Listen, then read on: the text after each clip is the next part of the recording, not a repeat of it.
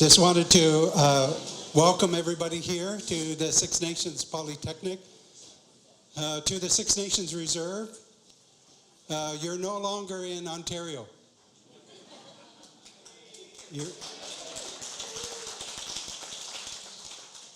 Take that. You're no longer in Canada either, because we don't collect PST or GST here. That's the reality of our nation-to-nation relationship. My name's Adrian Jacobs. That's my GST name. I pay taxes all of my life. I live on the reserve. I still pay taxes because I work off the reserve. So you may have some misinformation about us, and we hope to clarify that in different ways. But my clan name is Gunusano. I am Turtle Clan of the Cayuga Nation, Six Nations Haudenosaunee Confederacy, and the 6 miles on either side of the Grand River, we referred to it as Grand River Country. It is a part of the Dish with One Spoon territory in southern Ontario, and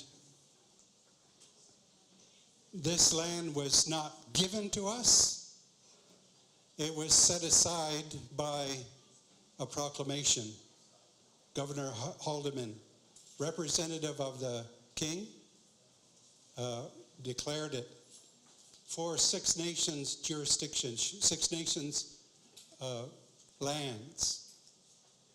And so that's what we're saying to the Canadian government. And we hold to it because that's what we said in the first place, and continue to hold to that. I'm also the senior leader for Indigenous Justice and Reconciliation for the Christian Reformed Church in North America, here working in Canada. I work out of the Burlington office. But this work began when I was community liaison for the Aboriginal Neighbours Program for Mennonite Centre Committee, Ontario. The conflict in Caledonia brought MCC Ontario to the Caledonia Baptist Church, where we as pastors were meeting to pray for resolution of this injustice concerning land. And it was out of that we began to talk about the idea of educating people about the land issues. And as a way to begin, I will be doing the Haudenosaunee Thanksgiving address in English. The actual translation of this address is words before all other words. So every day of ceremony, we begin with this Thanksgiving address, and then we close every ceremonial day with a shorter version of it as well. Now, when I was a kid, sometimes this address lasted an hour and 15 minutes long.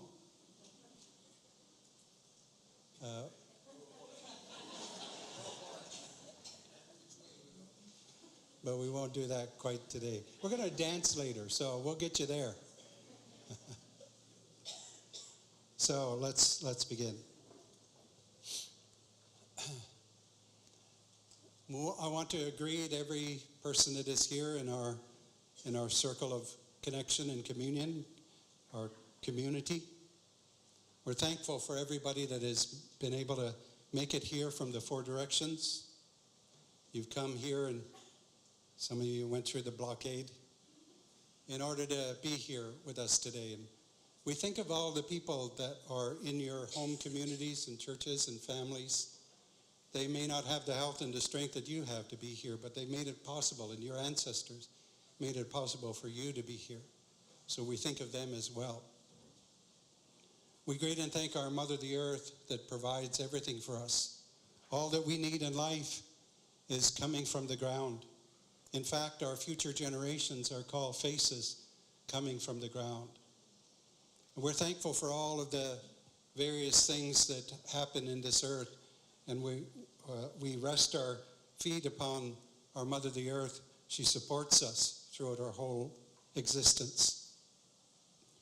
We're also thankful that when we finish our journey in this world, that she, at the end of our journey here, she embraces us once again into her loving care, watching over our bodies.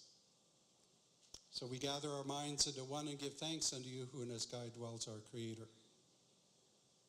We greet and thank all of the waters that flow, the Grand River, the Boston Creek, the Boston Creek and the Mackenzie Creek and all of the other creeks that flow into the Grand River and to Lake Erie and to the lakes and to the ocean. We're thankful for the water of life, that all of those places of sources of water, including swamps and puddles and streams, that would make possible life here on this earth for all of the creatures. So we gather our mind and give thanks unto you who in the sky dwells, our Creator. We greet and thank all of the grasses, all of the medicines that grow, all of the green plants coming in their cycles. We're thankful as well for the food plants, especially today. We think of this strawberry, the first fruit among our people. The wild strawberries are almost ready to harvest now. They've been growing and they provide the first indication of Creator's provision for us. The strawberry that came from the sky world to this world and was planted here by the Sky Woman, and they continue to grow, reminding us of our connection to our Creator. And also, we know that on the pathway to the Creator's house is strawberries all along the way. And some of our folks have had near-death experiences, but they came back and they said, I almost ate strawberries. So we know about the goodness of that. It's so sweet and beautiful and tasty, and it makes us smile. It sustained me. And we're thankful for the strawberry, the first fruit. We gather our minds into one and give thanks unto you who in the sky dwells, our Creator. We greet and thank all of the food plants, all of the gardens that have been planted. Corn, beans, and squash for us as the three sisters, our sustenance that provides for us. And we learned how to grow them together from other people. At one time, our own people were not doing well. And a young man and a young woman were sent to the West. They were not told what to bring back, but they came back with corn, beans, and squash, and with the technology to grow them together so that they flourished together as three sisters and provided sustenance for us and has given us so much food to store that we never saw famine again. We're thankful for that. We gather our minds and give thanks unto you who in the sky dwells, our Creator. We greet and thank all of the animals that walk about and move about and crawl about on the land. We're thankful for their cycles. Some of them have winter cycles where they sleep. Others move to different areas. Others stay right here. And we're thankful for all of those animals that are provided for sustenance for all the creatures, including the human family. The leader among the animals is the deer for us as Haudenosaunee. We're thankful that they continue to flourish in their cycles. They continue to multiply, and we see them running across the roads. We're thankful for them. We greet and thank all of the trees as well. We're glad for the trees that are here. They give shade on a warm day like today. We're thankful that they provide homes for birds and other animals.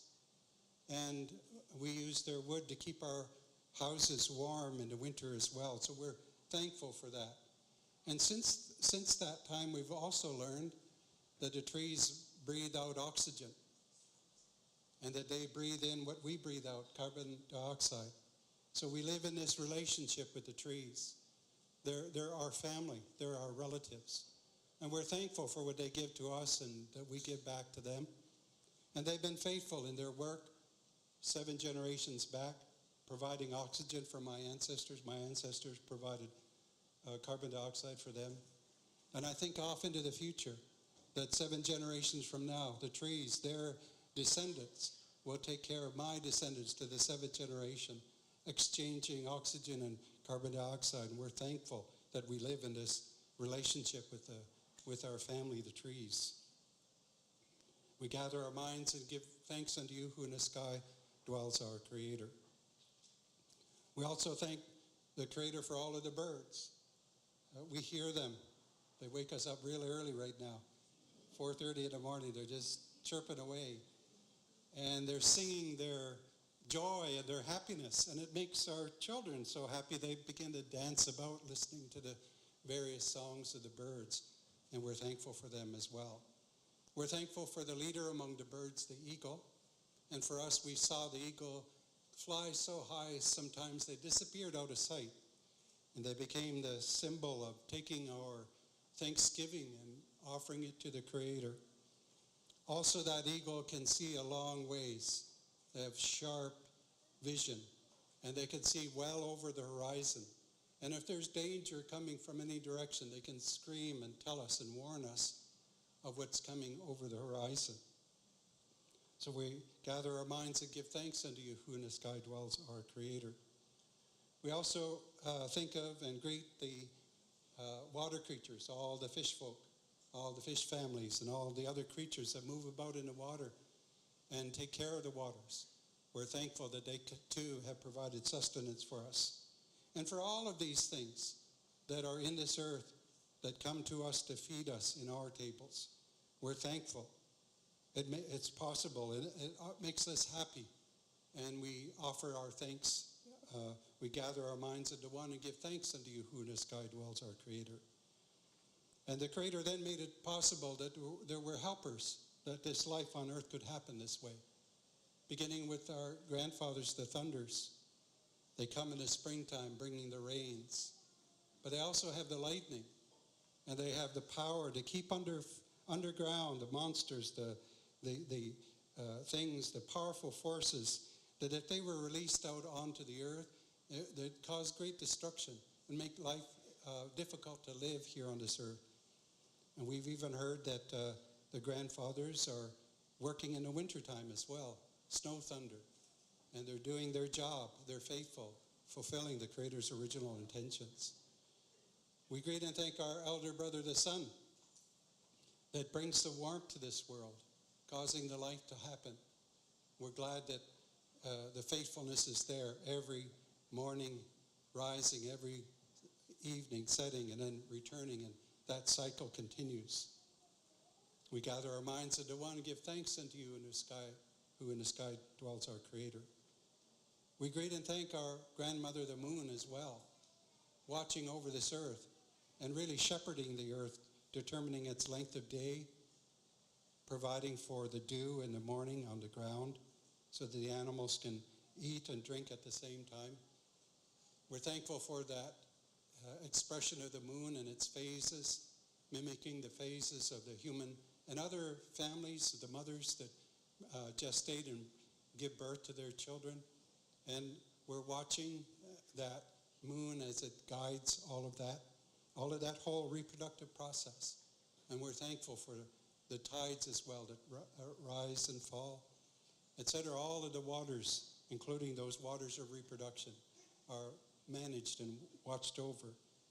And we're thankful for that. We gather our minds and to give thanks unto you who in the sky dwells, our Creator. We're also thankful for all of the four winds that come from the four directions. There's this cooling winds, the warming winds, the brisk winds, and the fierce winds. We're thankful that they change up the seasons and they continue to do their work to make life habitable here on this earth. And we're thankful for that. We gather our minds into one, give thanks unto you who in the sky dwells, our Creator. We also give thanks to the messengers that have come to our people. Sometimes we've fallen out of balance. Different things have come and we've not been able to live so well in the earth. And then the Creator's always sent us somebody. The Creator came sometimes as well in order to bring us back into balance, to show us again how to live well in this earth. And we're thankful for all of those teachers, all of those messengers, all of those prophets, all of those ones that came and showed us how to live well here in this earth, including our Haudenosaunee peacemaker. So we're just thankful for all of this. We look up in the sky as well and we see the stars. The stars are still in their place. Our ancestors used to know what the stars would tell us. But our ancestors know more than us, and we've forgotten some of that information. Nevertheless, we can look up into the night sky and we can see that the stars are still there, fulfilling the Creator's original instructions, giving signs and seasons and days and years and different messages. And we're thankful for that. So I've come to the end of the Thanksgiving address, and I may have left something out. That's on me. I'm limited that way. But with everybody here, you can add your own Thanksgiving to this address, and our Thanksgiving would be fulsome to our Creator. And when this Thanksgiving address was done, people would say Donato, which means, and that's what was said. Donato. Okay. Thank you, Adrian. Hello and welcome to everybody. It's so lovely to look out and see all of your wonderful faces, some familiar, some new. My name's Hannah Kunert, and I'm honored to hold this position as a representative for the Settler Canoe here in our two-row formation here for our proceedings today. And I'm just going to start us off with a couple housekeeping announcements. So over here is Tom. Tom is our photographer. And if you're someone who does not appreciate having their photo taken or the photo of their children taken, please find an opportunity at some point during today to share this information with Tom, and your wishes will, of course, be respected.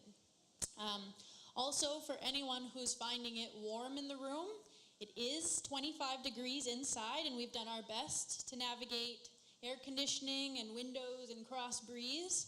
However, we really want to make it clear on a hot day like today to prioritize your health and well-being. So please, please hydrate. The coolest spots in the room are by the open windows and doors or in these corners.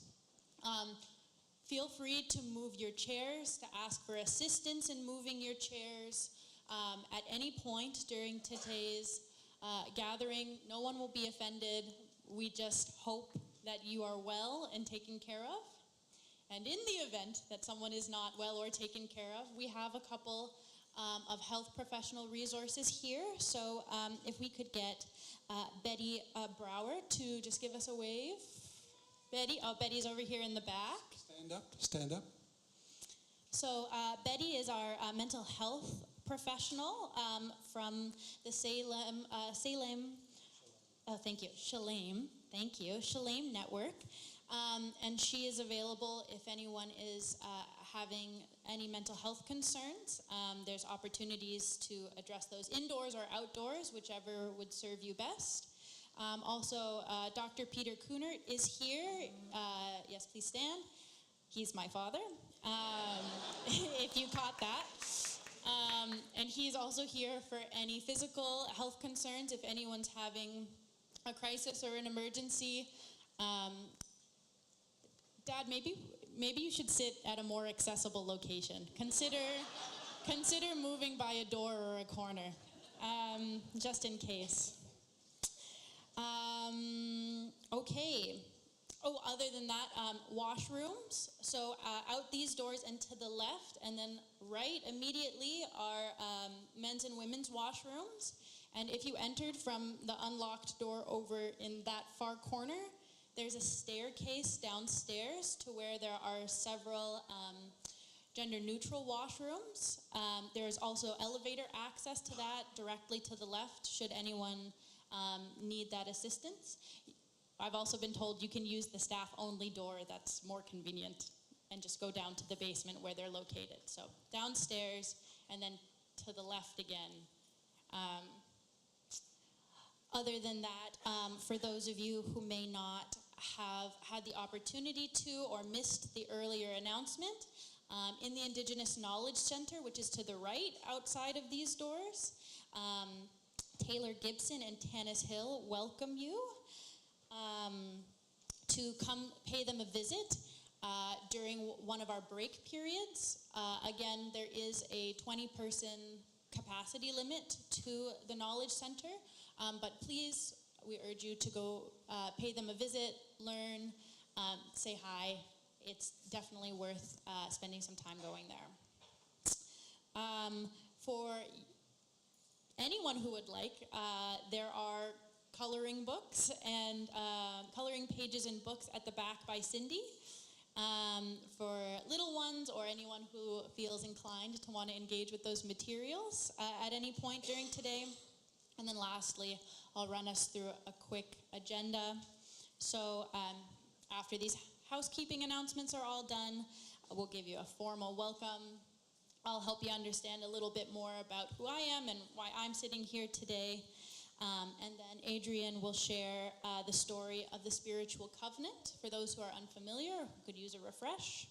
We'll then take a 20-minute break where you're welcome to use the restrooms, again, visit the Indigenous Knowledge Center, get some refreshments, mingle. And then we will do an introduction to our churches who are participating today, as well as following a presentation of checks provided by these various churches. We will then hear an address from Rick Anderson, the president and CEO of the Six Nations Polytech, which we're so honored to be in today, followed by communion, then our delicious lunch prepared by Lana Henhock here from Six Nations, and then we'll wrap up, do our thank yous, and get to our dancing. Alrighty. Hope you're not overwhelmed. I will pass it back to Adrian. We're really thankful for, I'm really thankful for the planning team. So if everybody who was on the planning team could stand up. Yes, already.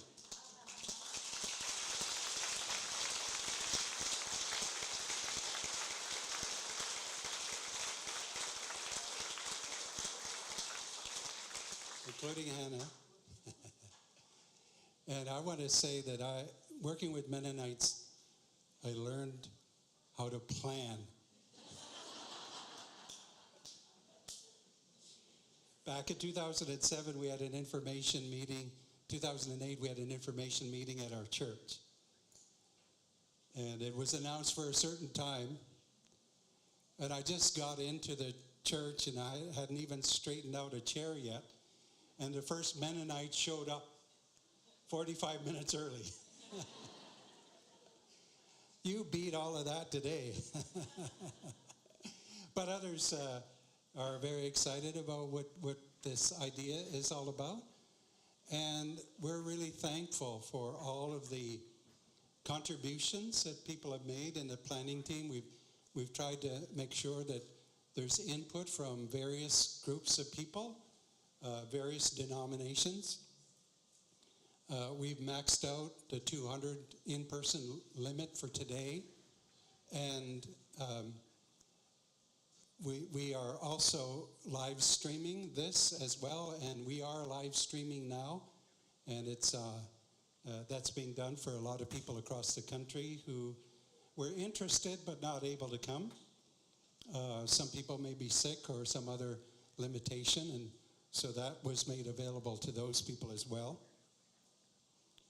And so we're just really thankful for all the things that are happening today. Before today, we knew that there were at least 50 churches and 11 groups besides churches, universities, Indigenous organizations, and then other faith organizations. 12 denominations, including United Church, Lutheran, Mennonite, CRC, Baptist, Anglican, Brethren in Christ, and more. And I'm going to say this to the folks that are online. I'm not sure if our chat function is working, but it would be good if they would mention perhaps where they're from and perhaps their church as well. That way we can know who's joining us for this conversation. And as I said before, we are in the dish with one spoon territory, but you are also at the Six Nations Reserve, and we're along the Grand River. This is the Two-Row Wampum, and we have this idea of people's meeting and utilizing the river of life together and respecting one another, continuing to be who you are, and we'll be who we are. And so we've set this up the way we do our traditional ceremonies and in the traditional community. We do this back and forth. Our ceremonies are conversational. We come out of community, and that's how we communicate community. So we're continuing that tradition here by going back and forth between Hannah and myself. And so we're just glad that you're here and look forward to the rest of this day. Hello. Okay. Well, now you're going to hear quite a bit about me and the journey that has brought me to be up here today. So again, my name is Hannah Kunert. I use she, her pronouns, and I'm 25 years old, and I have been in this room to learn for 11 years. I've been coming to this room to learn for 11 years now. So I wanted to begin by giving thanks to and for all those who have spent more than a decade teaching me about reconciliation and right relations. As I was taught here almost 10 years ago, I will begin by briefly acknowledging my ancestry. I'm a settler person of European heritage, tracing back to Germany, Austria, Poland, England, Ireland, and Scotland. I have lived my whole life in Waterloo, Ontario, within the Haldimand Tract on the land promised to the Six Nations, and I am also a lifelong Lutheran. My first ecumenical gathering in the Haldimand Tract for reconciliation was on the University of Waterloo campus back in 2009, organized by the Canadian faith-based ecumenical advocacy, education, and research organization, Kairos. At age 11, on my back deck, my siblings and I were creating images of wampum beads surrounding a tree of peace for one of the many banners to promote the adoption of the United Nations Declarations on Rights of Indigenous Peoples, or the UNDRIP. Those same banners that were to become the original blankets used in the Kairos blanket exercise on Parliament Hill in the spring of 2015 for the TRC Walk for Reconciliation. At 14, I participated as one of 333 Lutherans in the blanket exercise that accompanied our Eastern Synod's formal commitment for the long journey of truth and reconciliation.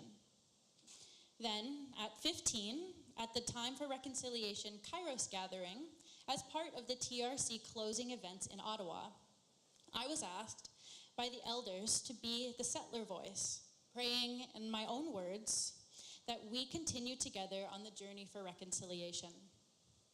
And let me tell you, that was intimidating. At the time, I felt the weight of the importance of this role, even though I knew my knowledge of the history and context was lacking. And it was overwhelming. Moreover, I, like you, might be wondering, why was I given that responsibility? However, it was explained to me that the elders knew that we all have to raise up the younger generations to be on the journey for reconciliation because the journey will be long. Later, in November of that same year, can we get the slide, please? I would come to be with Adrian in this room as part of a 90-participant 2-day retreat. In response to the 94 TRC calls to action, the retreat brought together folks from 24 local communities and featured presentations by yours truly, Adrian Jacobs, Darren Thomas, Taylor Gibson, and Rick Hill. However, I would have missed it had Dorothy Patterson not looked out at the group on the first day and asked, "Where are all of the young people?"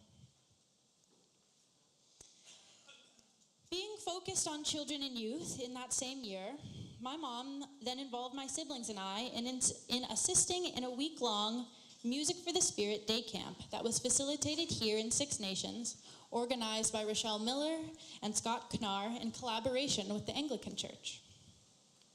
Through this volunteering, we were invited to learn about different traditional teachings, participate in song, dance, Thanksgiving, feasting, and best of all, with each subsequent summer, the relationships we were building with our friends and co-leaders grew stronger.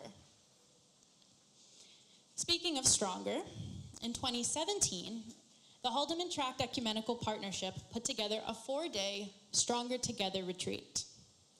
Based out of here, the Six Nations Polytechnic, with 3 days of teaching centering the law, education for reconciliation, including a trip to the Mohawk Chapel,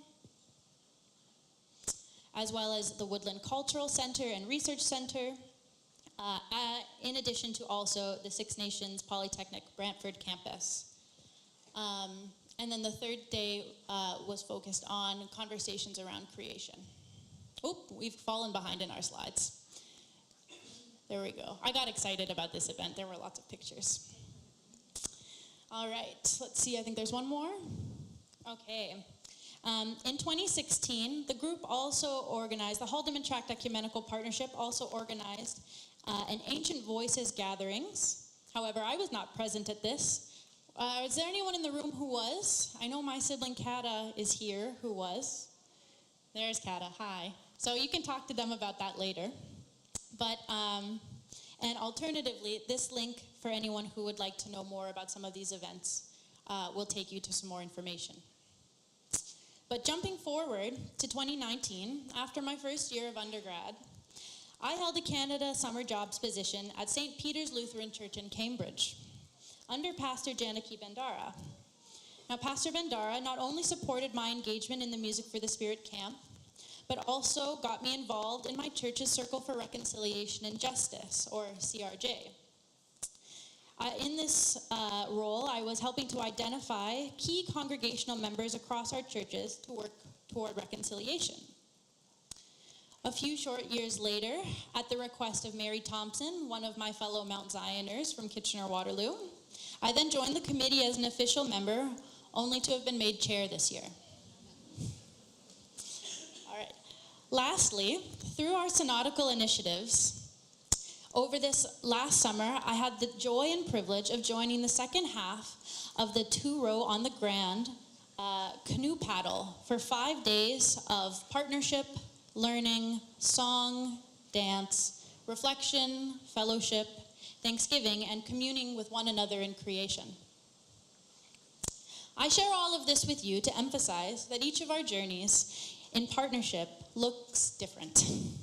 This is a lifelong partnership that you may find will take many forms and present itself in a variety of opportunities.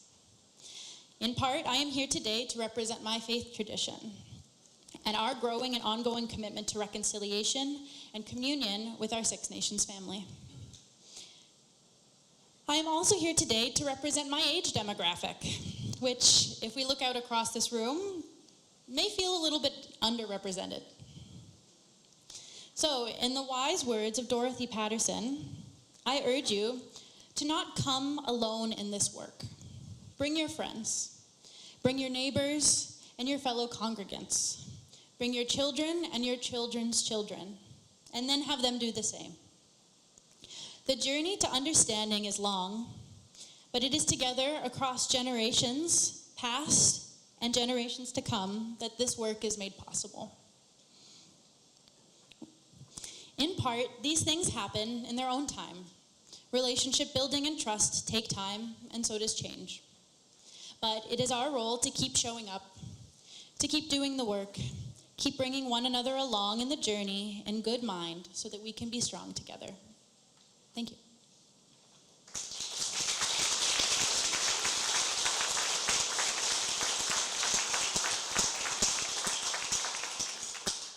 Thank you, Hannah. And it's really excellent to hear somebody who's on the journey, who's doing the work, who's learning. And I would hope that everybody was in the same boat as Hannah today. But if you just get in a boat, try not to tip it over.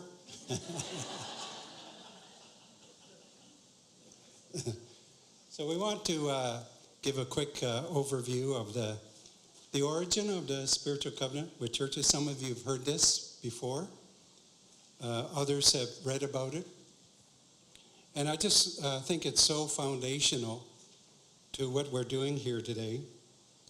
It arises out of the two conflicts in Caledonia over land.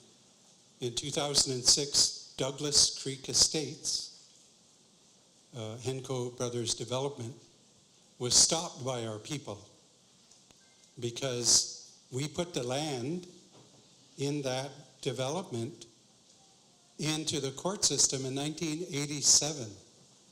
So 2006, almost 20 years later, it's being developed with the assurance from the government of Canada saying, if anything gets built, it'll never be removed. So our people said, we need to stop this because that's our land.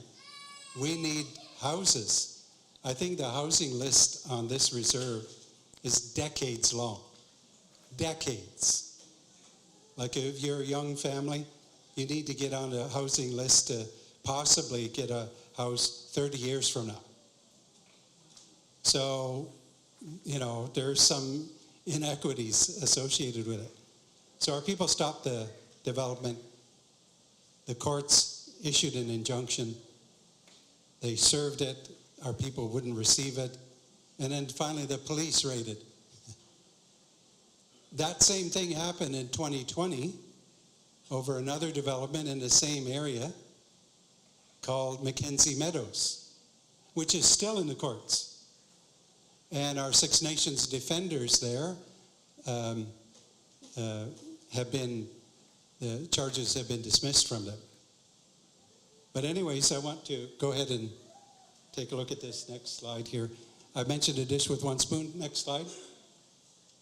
This is the actual territory of the dish.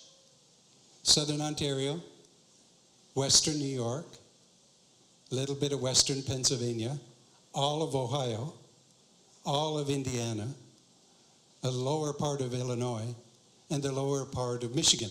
That's the dish. And that's where this wampum belt comes from, 1701.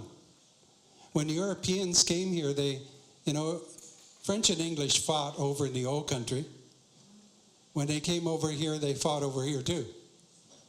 When they would settle down, our people would get back together, and Anishinaabe people and my Haudenosaunee people said, let's reaffirm what we understand our relationship to one another in the land is. So the land is the dish that feeds us all. And when you eat strawberries, you're eating the benefit of the land. You're eating from the land. And I'm sure that if I go into your house, all your dishes are clean, right? I hope so. If you're going to invite me, please have clean dishes. But that's our responsibility to the land, to care for the land, to watch over the land, etc. So that's our traditional understanding. Next slide. This is the 6 miles on either side of the Grand River in compensation for the lands we lost in New York State when we supported the British during the American Revolution. So in 1774, Governor Haldeman, who is the King's representative, set aside this land, almost 950,000 acres, for Six Nations, for our lost lands. We lost about 8 million acres, and this is less than 1 million acres. So it's a partial compensation. And it was already within the dish with one spoon, so it wasn't given to us by somebody else. That was our land. It was just set aside for our villages, etc. Next slide. So the conflict over land was in Caledonia. In 1835, Canada wanted to put a road from Port Dover on Lake Erie up to Hamilton. So they'd unload the ships in Port Dover, put them in wagons, and take them to Hamilton. So they wanted to have a road through our lands, through the Grand River lands. So we said, okay, we will lease it for 21 years. And when you lease something, you own it at the end, right? That's what a lease is. We said we'd lease it for 30 or 21 years. We said there'll be 7-year periods with 2 renewals. So you add them up, there's 21 years. Next thing we know, the land's gone. Farmers are on it. And did you know that Caledonia is a squatter's town? We never sold it to them. We never released it to them. In fact, Edinburgh Square, right in the middle of town, even the town knows we own that. Because every fall fair in Caledonia, our people go on there and we charge parking fees. And nobody stops us because they know it's still ours, including that town square building. But, you know, that's when you don't hear the story and keep being reminded of the story. You think it's yours, etc. So, and half of Hagersville is a squatter's town too, because from the County Line Road towards the Grand River, that's the Grand River track. And my birth certificate says I was born in Hagersville. Did you know that Hagersville had a little hospital in 1956? It was on the main street. It was on the northeast side of town line. There was a 2 or 3 brick story house, and it was the hospital. And I was born in that hospital. I was born on Six Nations, not Hagersville. I wasn't born in Canada. I was born on Six Nations, because that's our land.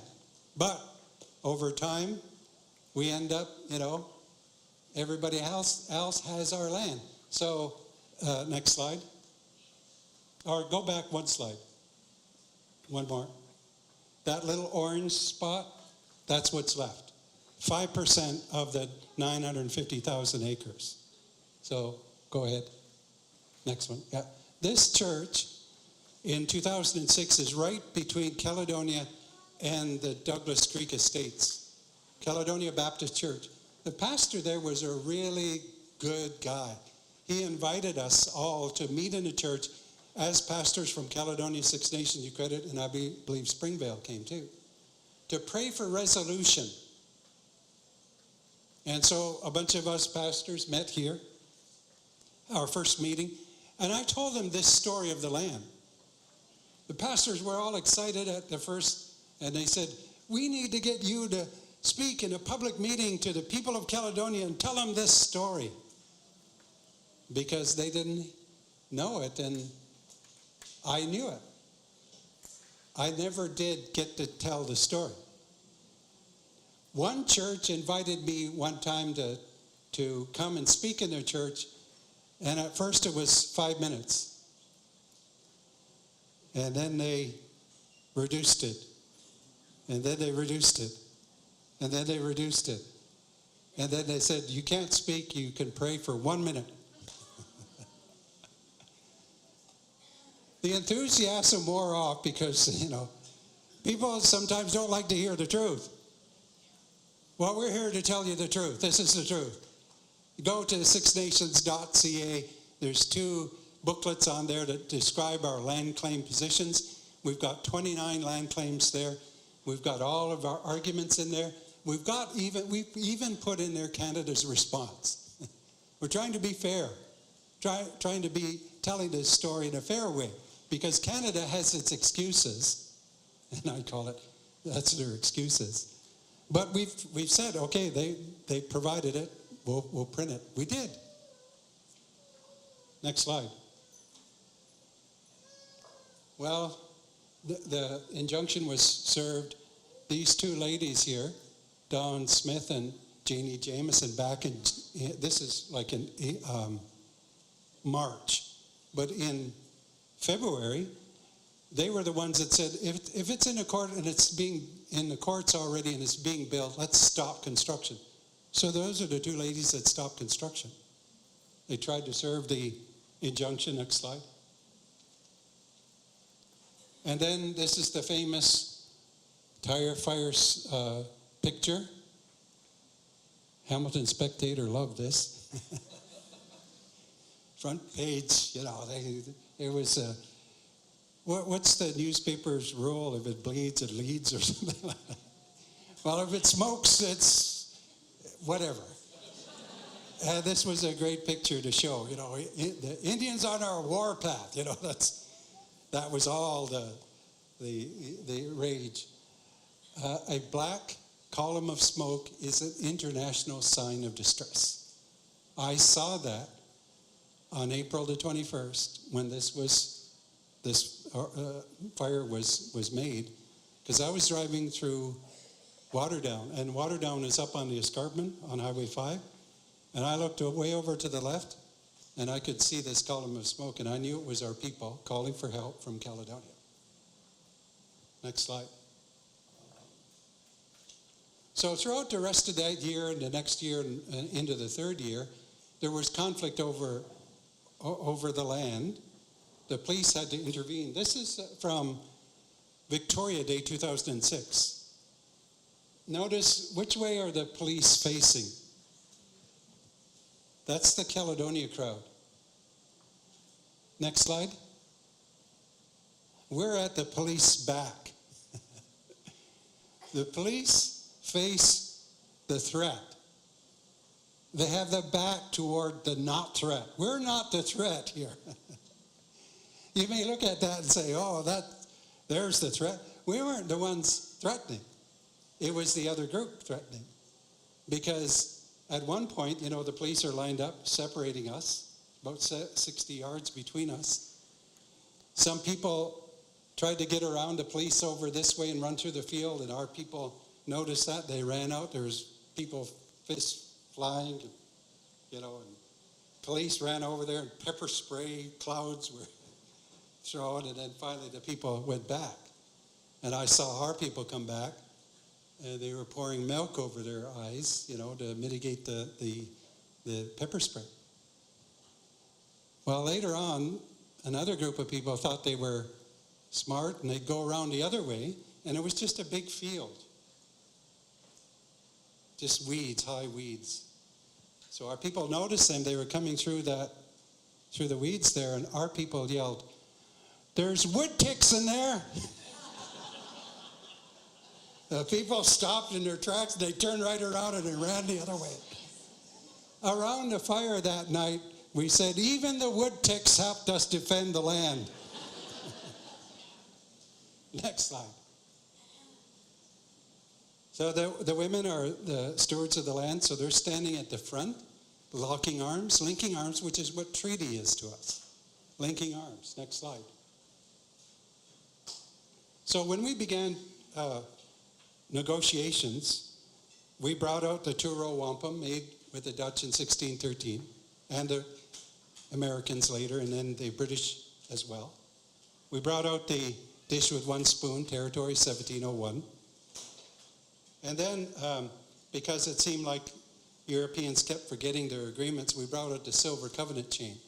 So if you notice there in the picture, all three of those belts are represented. And our traditional leaders led the negotiations, supported by the elected council. Next slide. So 2007 to 2010, I was community liaison, educating the churches about the land claim. This is a Kitchener picture. Next slide. Mennonite Centre Committee Ontario actually introduced me to my own traditional government at Onondaga Longhouse on Onondaga Road here. Eric Clausen was the program director, or the executive director in 2007. Rick Kober-Bauman was the program director, and Lindsay Mullins-Kuna was the head of the Aboriginal Neighbours program. They came to the Longhouse and introduced me to my job. So I told them that I'd be doing this work. I told my traditional government, I'm going to be doing this. And then I met Rick Hill for lunch after, and he asked me a question. Do the churches pay taxes? And I knew he was referring to property taxes. And I said, no. He said, good, then they're not a part of the system. And the problem is, in the regime of land title, etc., it's all enmeshed with property taxes. So churches didn't have to pay those property taxes. So he said, wouldn't it be great if we had a spiritual covenant with the churches? 6 Nations. Rick is not a Christian. His grandmother was Christian, but he doesn't have any love for the church. He just finished a compilation of stories from the MUSHO, the Mohawk Institute. And he knows more than I know of what happened in those residential schools. So he doesn't have a love for the church. But he said, wouldn't it be great? He said this, not me. This is not my idea.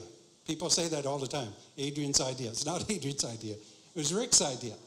He says, wouldn't it be great if we had a spiritual covenant with the churches where the churches could acknowledge 6 Nations jurisdiction over their land in the Haldimand Tract. They could pay a token lease payment. And if they ever decommission a church, then the land could revert back to 6 Nations. So I've been on this conversation for 19 years now.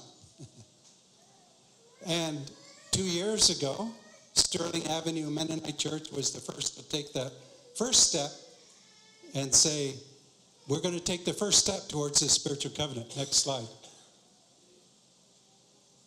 Next slide. We had 2 earlier events, small events, 30, 40, 50 people in 2007, just like this. Next slide. Next slide. Here's 2020, same tire fire. Next slide. New generation of leaders. Some of them weren't even born, or they were just babies or little kids running around during 2006. Next slide. Schuyler Williams was the spokesperson, so they laid all the charges on him. And the judge finally heard our traditional stories, and he dismissed all the charges on him. That he's doing what he's supposed to be doing, protecting the land for future generations. Next slide. So I've always asked the question, what could have happened instead of more protests in 2020 if churches took up Rick Hill's 2007 offer of a spiritual covenant with churches? Next slide. So this is 2 years ago, right here. Next slide. We had Sterling come with the first step, 1% of their annual income, $4,000. 160 people, 54 churches, 11 denominations, 13 unions, and social justice groups. Next slide.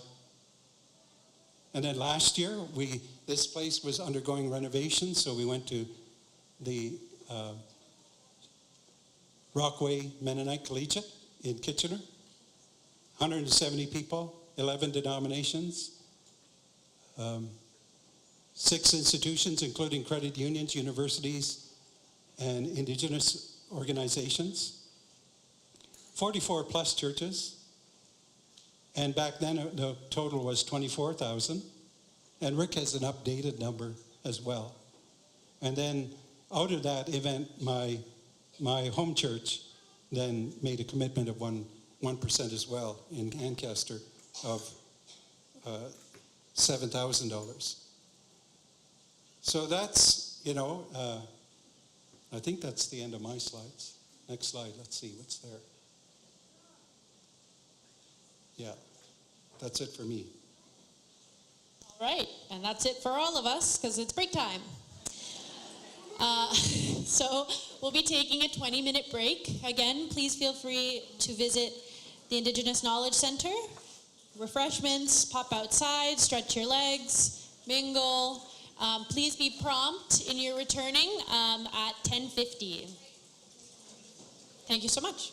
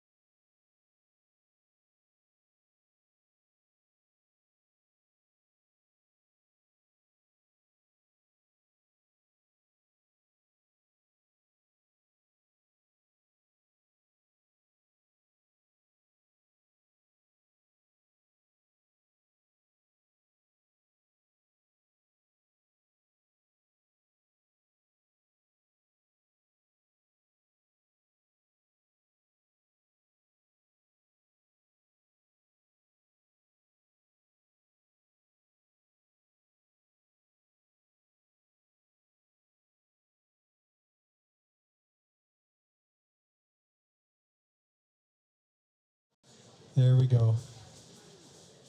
It's like the wave. Once it gets started, it happens. Everybody gets quiet. So thank you for coming back. I'll turn it over to Hannah.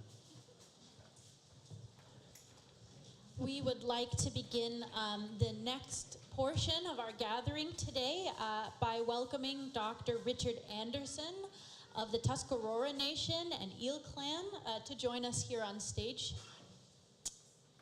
I might have lost him. There he is. Hi, Dr. Anderson.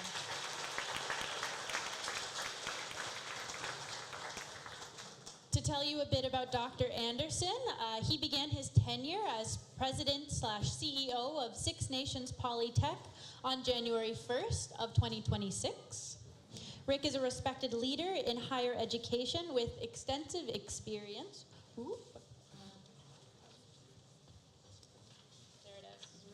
Extensive experience in administrative roles across Ontario's college sector.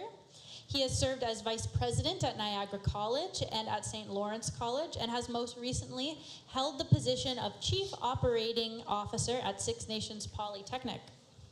Dr. Anderson's work has focused on student success, mental health, and advancing Indigenous priorities within post-secondary education. Dr. Anderson holds a PhD in higher education from the Ontario Institute for Studies in Education at the University of Toronto, where his research examined the mission of Ontario colleges and differentiation in higher education. He also earned a Master's of Social Work with a Policy Analyst specialization and 2 Bachelors of Arts degrees in Philosophy and Psychology from McMaster University. Thank you, Dr. Anderson.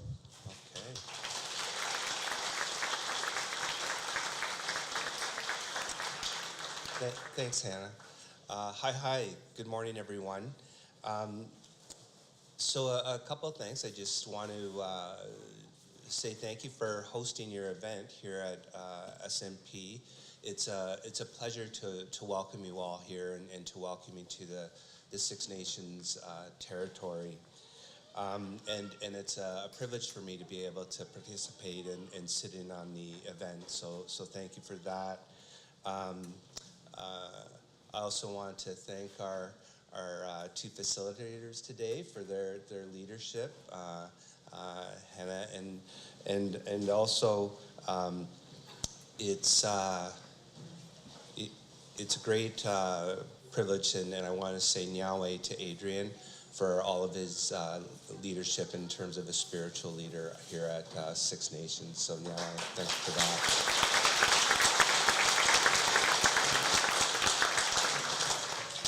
So I did want to share a little bit about SMP, and some of you may already know sort of what we do, but I'd like to go through a bit of an overview.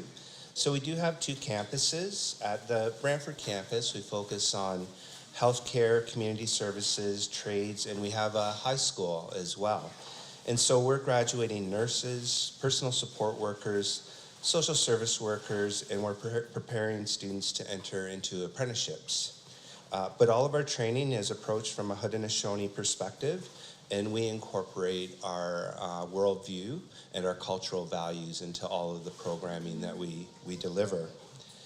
Here at the Six Nations campus, we have teacher education, AQ courses, we do some upgrading, we have university access, and we're very hopeful that actually this time next year we're going to be launching our own accredited teacher education program.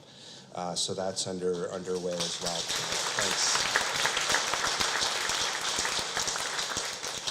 And the other very important work we do here at the Six Nations campus is we are focused on language and culture revitalization. We have our own accredited degrees and advanced diplomas in Ongwe languages. And hopefully some of you have had the opportunity to visit the IKC. We have our Indigenous Knowledge Center, Te Ohahage, here at this campus. And in the IKC, we work to preserve and nurture Indigenous knowledge and wisdom, and we support community-based research that incorporates Indigenous knowledge in all fields. The IKC, it's a trusted community resource hub, and the community entrusts us with knowledge and artifacts in order that we can preserve and share traditional knowledge and wisdom.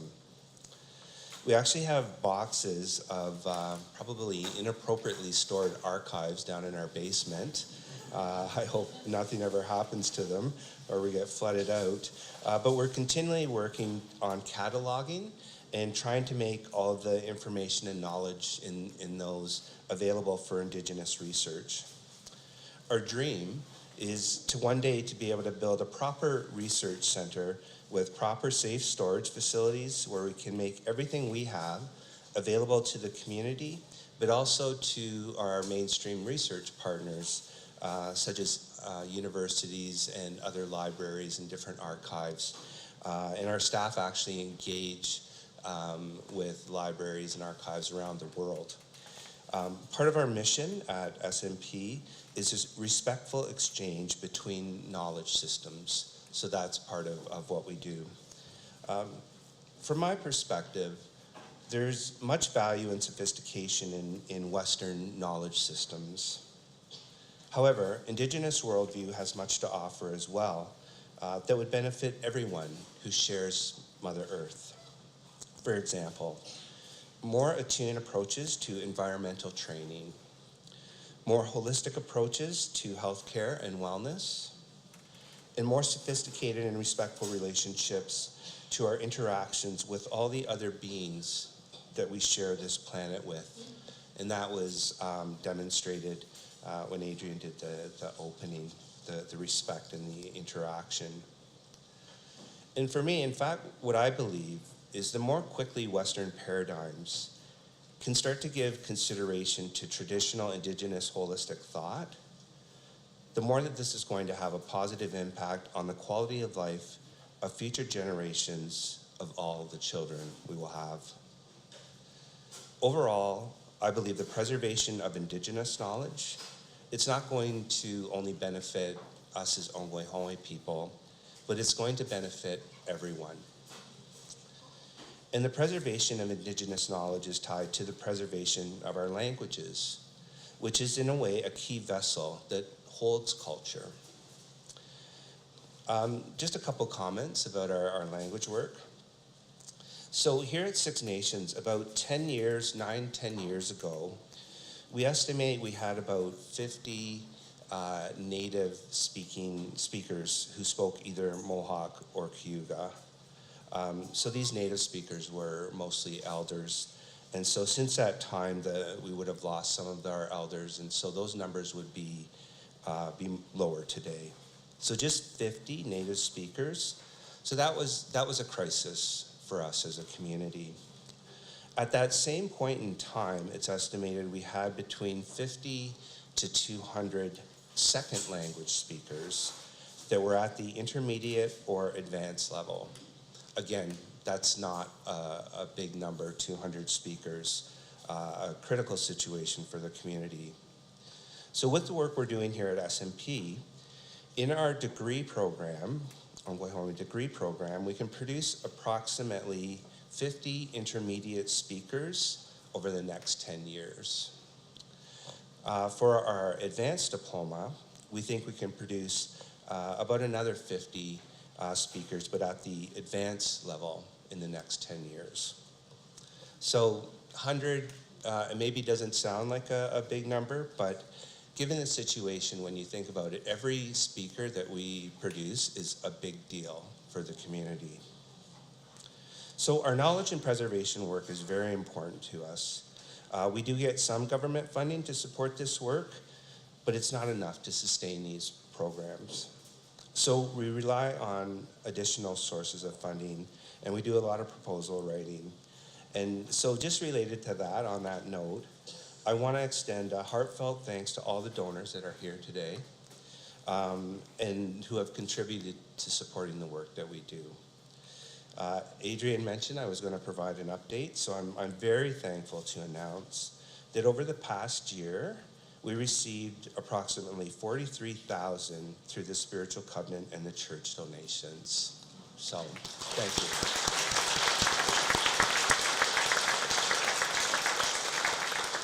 It really does help us tremendously to get this support. because we don't get funded the same way that mainstream institutions do. So, and then I just wanted to say a couple comments about reconciliation and just observing sort of what you're doing today. And I've had the opportunity to visit with some of you prior to this event here at the campus. So before I came back home to work at SMP, as was mentioned, I was in mainstream, my last two positions being vice president at St. Lawrence College and then vice president at Niagara College. And so because I was an Indigenous person, grew up here at Six Nations, my colleagues would often ask, okay, so what do we do around reconciliation? Like, what should we do? And I would always say it's not like it's not up to me to tell you do this or do that. But what I would say is that as an organization, we need to get educated. We need to understand the history and reflect on it, and then engage with Indigenous communities and figure out what are we in a position to do to support reconciliation. And so that joint process and the education piece is so important. And this is what I've witnessed that all of you are doing, and the guests that we've had previously, is getting educated, understanding the history, and then going, okay, let's talk to Indigenous communities, and then what can we do together to support reconciliation that makes the most sense for each individual organization. So I just wanted to close with that and commend you on the work that you're doing and say thank you, Nyaweh. And again, it's just a great pleasure being with you here today. So thank you.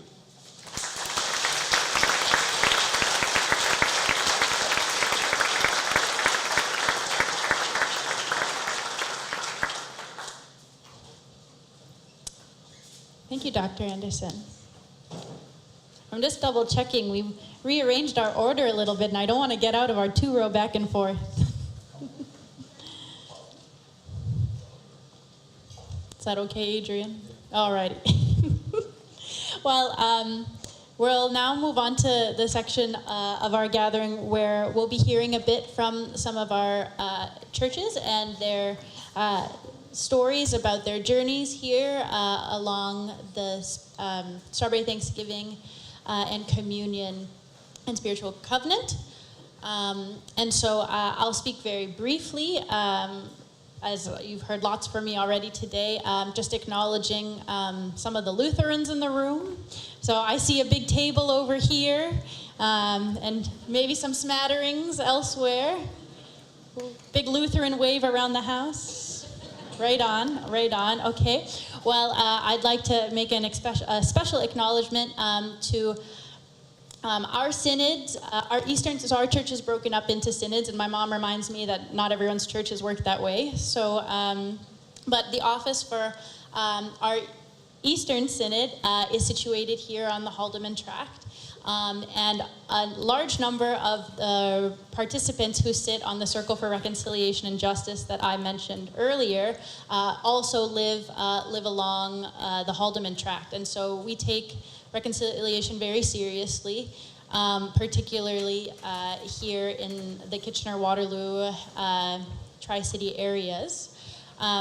And our hope is to continue to expand our partnership across our Eastern Synod and strengthen our relationships with our local connections to the folks who are the owners of the land where churches across Eastern Canada, our churches are situated. But here today with us, we have our Bishop Carla Blakely. So we're thrilled to have her, as well as our Director of Public Policy, Rafael Rodriguez, here, and my fellow CRJ members, Scott, Alan as well, who is part of Martin Luther College, one of the professors there in association with Wilfrid Laurier University. We also have Jennifer Arden here from Canadian Lutheran World Relief. As well as Lana Moses, who represents our Feather and Cross organization based out of St. Matthew's in downtown Kitchener, which is a hyper-local organization that is working toward reconciliation in the Kitchener-Waterloo region. So we're here to learn, and we're excited to continue to grow our relationships. We're eager to increase our numbers here for next year's Strawberry Thanksgiving, and we're excited to see where this journey will take us over the next year and many years to come. So, having said that, I would love to invite Meadowlands Fellowship from Ancaster to join us to share a little bit about their journey. I think we have Arn Bornstra coming to share with us here. Thank you, Arn.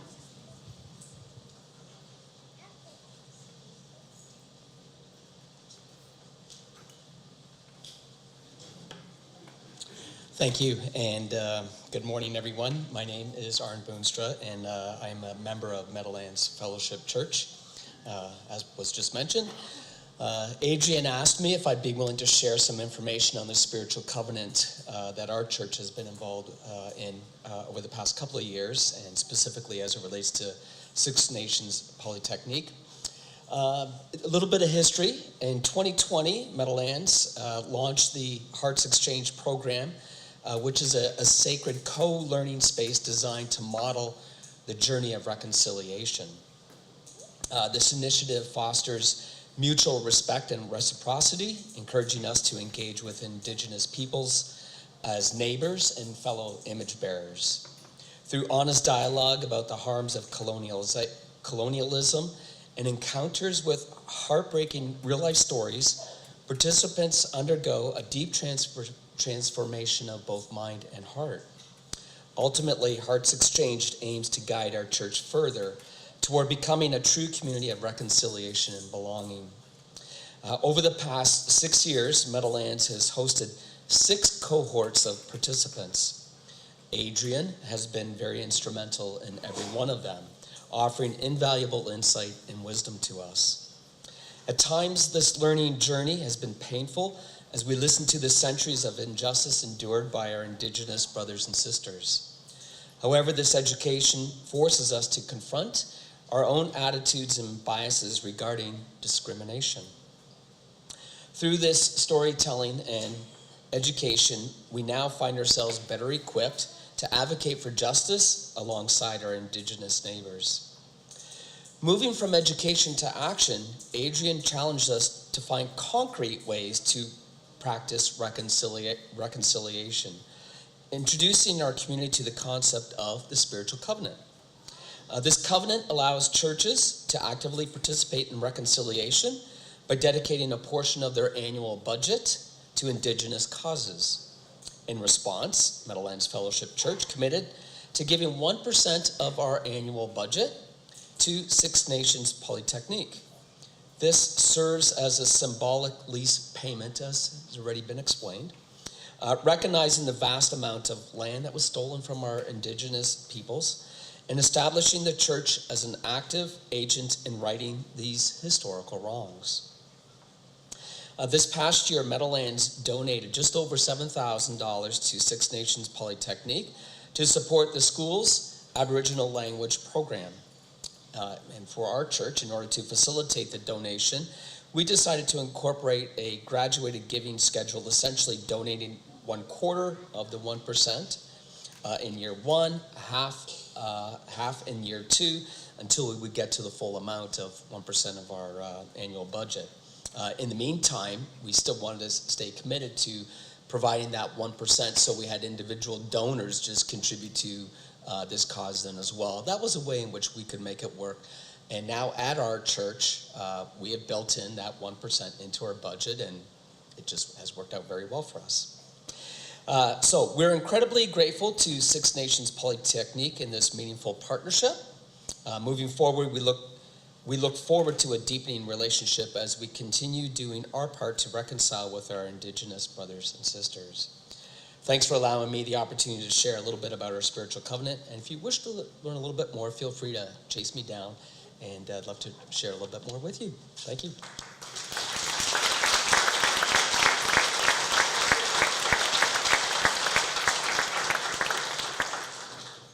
Thank you, Arn. Could we please have our representative from Eucharist Baptist Church in Hamilton join us. Here comes Cindy. And Nina. Toronto United, you're on deck.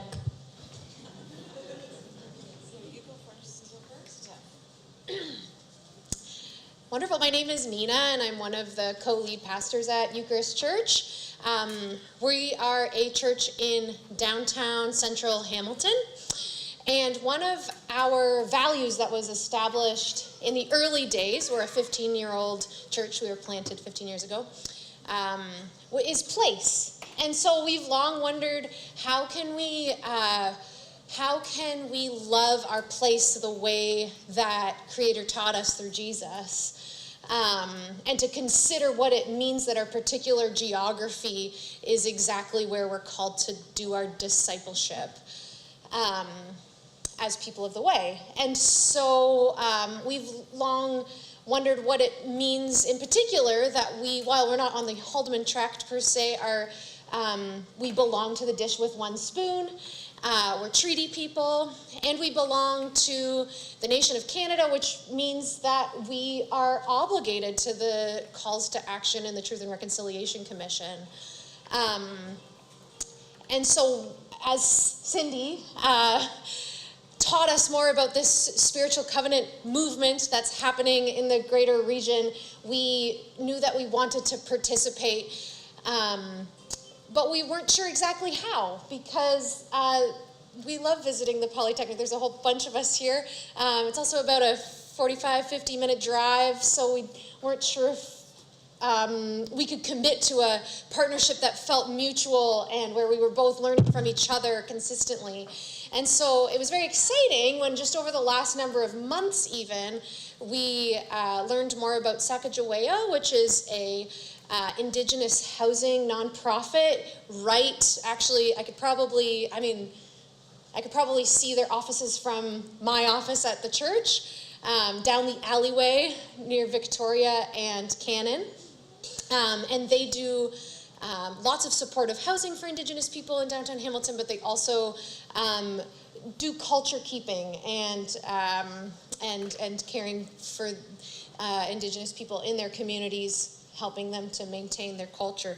And so we had a good conversation with the executive director there recently and are excited to begin a formal partnership in the same spirit of the spiritual covenant, giving a portion of our budget annually. I don't know if you want to say more? Sure. Yeah. Hi, I'm Cindy Stover. You may recognize my face from Hearts Exchange. You've probably only seen this much of me before. But yeah, I have the privilege of working with Adrian and being part of organizing events like this. But at the same time, I thought, what about my little church? You know, our small congregation. And 2 years ago when we were here, Scott actually said, don't be intimidated by what other churches are doing, and don't let that keep you from doing something yourself, even if you feel like you can't quite do what Meadowlands or Sterling or somewhere else is doing. Don't let that be a discouragement. Start with what you have. And so that's what we started talking about at our congregation, what we could put into our budget, but also for us it was so important to think about what organization actually wants a relationship with us?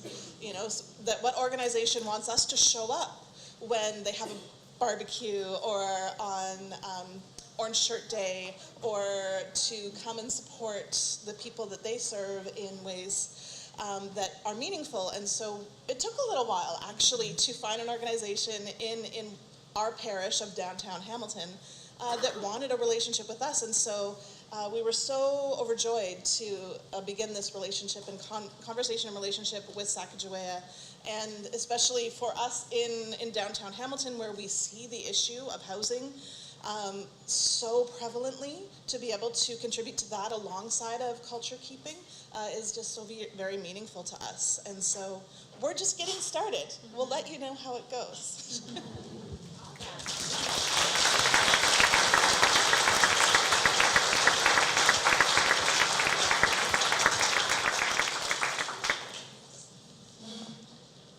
Hello, we are from Toronto United Mennonite Church, and some of us are here from the Mission and Service Committee, and there are also some people online. And we are also, it being from Toronto, we are not all on the Haldimand Tract, but unlike the church just before us, then we think we have a unique story to hopefully inspire other groups in situations all around Canada. So the Mission and Service Committee, that's under that committee whose umbrella falls the mandate to explore our congregation's support for Indigenous justice issues. Personally, after being inspired by past Strawberry Thanksgiving and communions, and learning how to organize for repair by the Mennonite Central Committee sponsored sessions in the past fall and winter, the Mission and Service Committee hosted 3 Soup and Sophia discernment sessions focused on the theme of spiritual covenants. Attendance reflected broad congregational interest, with approximately 15 to 25 people participating in each session. In the second session, we shared case studies of congregations, including Sterling Avenue, and I think Meadowlands as well, that have already entered into relationships and reparative relationships with Indigenous groups. These examples were discussed in light of their similarities to and differences from the Toronto context, helping us to consider how relationships might take shape locally. Unlike on the Haldimand Tract, because of the history and geography of Toronto, there is no clear First Nation or organization to whom reparations should be made. So we found through our discernment sessions that actually the term spiritual covenant terminology did not seem to spark connection with the majority of people. So we intentionally broadened to talk more about land justice and reparations and other terms. However, it will be in the process of evaluating and reiterating that we will work out what is the most genuine expression. One question that arose often was how a token lease payment would be different from a charitable donation, and this question also continues to need discernment. So overall, the guidance that we had from these Soup and Sophia discernment sessions from the attendees was to go ahead and start something. So the Mission and Service Committee brought a proposal to the congregation for a commitment at our 2026 annual general meeting. The proposal passed, and a budget line item of $500 was added as a symbolic reparative financial commitment this year, with the goal of looking at hopefully increasing that in the years to come. The Mission and Service Committee then researched agencies and organizations in Toronto that supported Indigenous people. And we chose Name Res, which is Native Men's Residence, which is a long-running supportive shelter and housing agency. Aside from a handwritten letter that accompanied our first token reparation payment, we haven't initiated any other relationship. However, Name Res's largest event of the year is a powwow that coincidentally is being held today, like right now. And so we publicized that public event to our congregation and including our youth group, and perhaps some of them are attending like right now as we speak. So it's a blessing that we are able to share our church's progress with you today. My original dream was inspired by the 2024 Strawberry Thanksgiving Communion right here in this room. And then the goal of the Organizing for Repair sessions that I attended, the goal of that was to get my congregation to engage with the topic of a spiritual covenant. So those goals have been met, but the work of discernment, repair, reparations, and reconciliation continues. Thank you.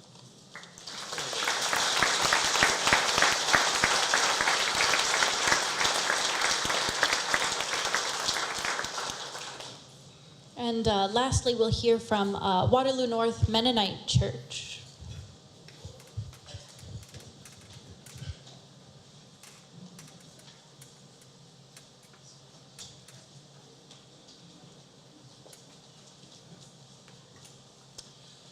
Hello, my name is Ron Fleming. I'm from Waterloo North Mennonite. I was born near Point Pelee National Park, which is on the ancestral territory of the Caldwell First Nation. I live currently here on Grand River country in Waterloo, and I'm someone who tries to live out of gratitude for this life that Creator has given us. Since the Strawberry Thanksgiving in 2025 at Waterloo North, we continue preparing to walk the long road, the long path of reconciliation. We've planned several educational opportunities within the congregation during what we call Education Hour.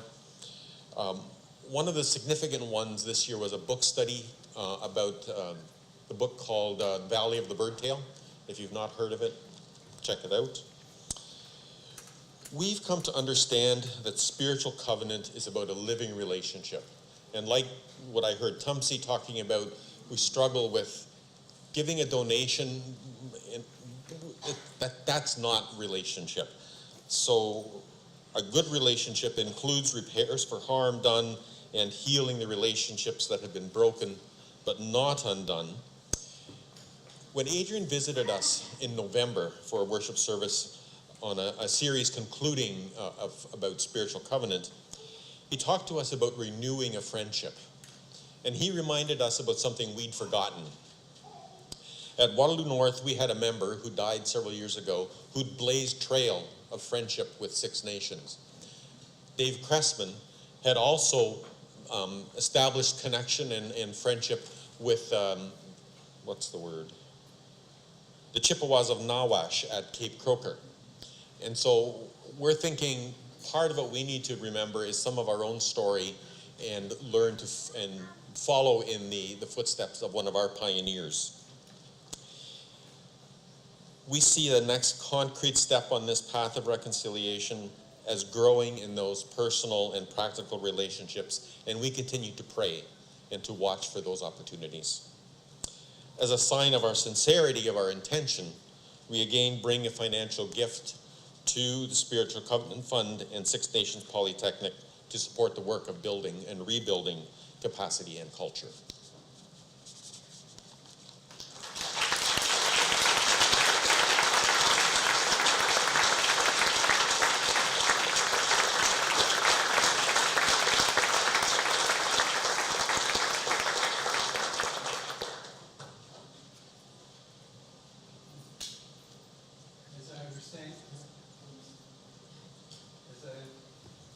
As I understand, $2,000 for Six Nations Polytechnic and $1,000 for Indigenous Knowledge Center.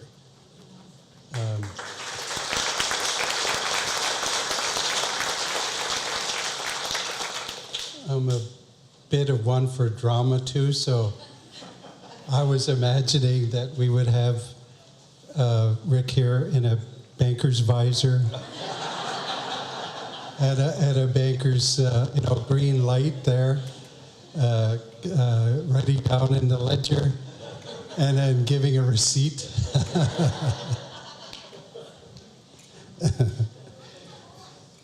There are other churches that are also presenting their checks, and so we'll ask them to say a brief word about their donation as well. Pam Albrecht from the Sterling Avenue Mennonite Church will present their check for 2026.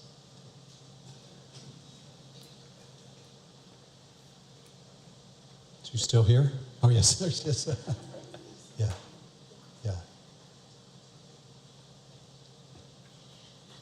Good morning, everyone. My name is Pam Albrecht, a member at Sterling Avenue Mennonite Church. I am delighted to be back here 2 years later from the time that I had the very incredible honor of offering our first token lease payment to Rebecca Jameson at the time. And so just so happy to be here, delighted to be representing our congregation, we're continuing the work in our congregation. And thank you again for having us.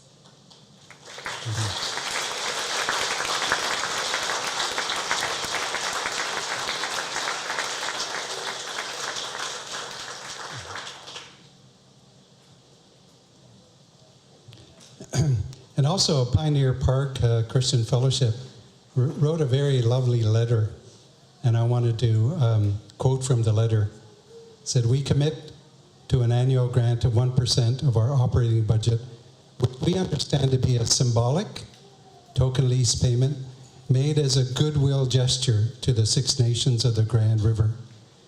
We acknowledge that Six Nations has decided that the recipient of these funds shall be the Six Nations Polytechnic, which aligns with the Truth and Reconciliation Commission's call to action number 61 for churches.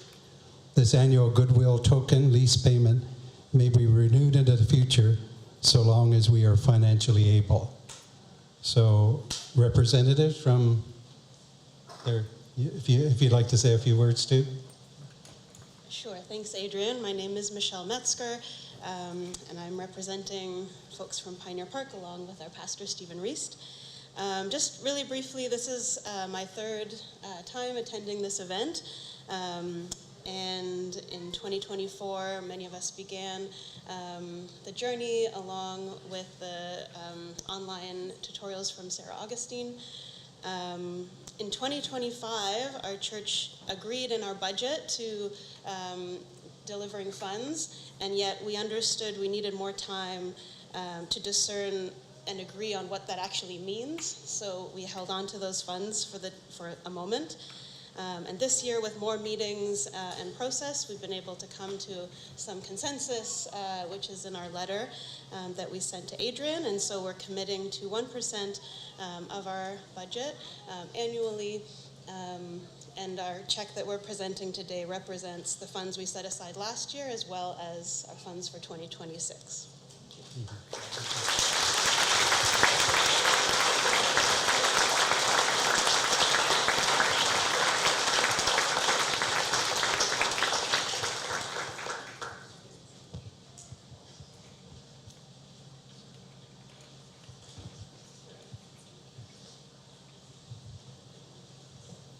And Lenora Petco from Herb Street Mennonite will present their check.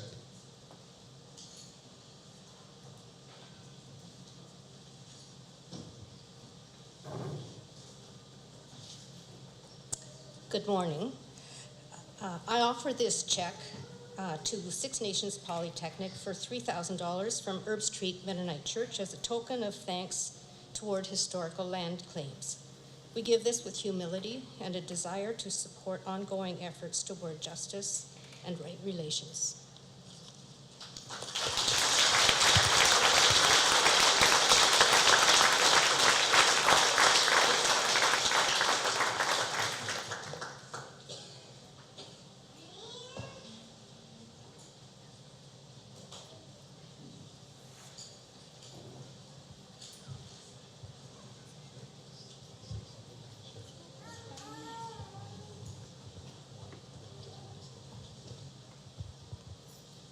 I want to say that that's not the end of the giving. If somebody has their checkbook and they want to write $2 million for the good storage museum cultural place, you'll take it, won't you? But we also wanted to say that in the spiritual covenant, everybody's in their journey. People are making decisions about it, working consensus in their congregations, beginning the conversations, whatever is necessary. Nobody's forced to move ahead. If it takes 17 years, it takes 17 years. If it takes 2 years or 6 months, whatever, that's fine, because we're honoring your decision. People can also give individually, just because that's what you would like to do, in the same manner. And part of what we wanted to do is see the first person or the first church step forward, and then trusting that it would continue with more people and eventually get to a place where it makes some real good sense to everybody that this is a good thing to do. We've said to people that, if we put stuff in the court system in 1987 and there's no resolution, the churches in Canada say that they're the conscience of Canada. Be the conscience and show Canada what needs to be done. And I think Canada will pay attention. Yeah.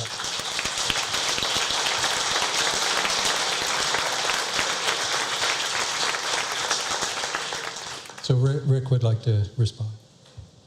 Yeah, thanks, Adrian. Just very quickly, again, thank you for being here, and thank you, Nyaweh. Thank you so much to the donors. It just does help us so much with the work that we're doing. When I was speaking before, I mentioned that some of you have come in and visited and spent a morning or afternoon with us to learn more about the work we do. So I just want to make sure everybody knows that invitation to visit, to participate with us on the education or the dialogue piece. Please don't hesitate to reach out. We would be more than happy to welcome you to the campus and get into more detail about the work that we do. So thank you, Nyaweh.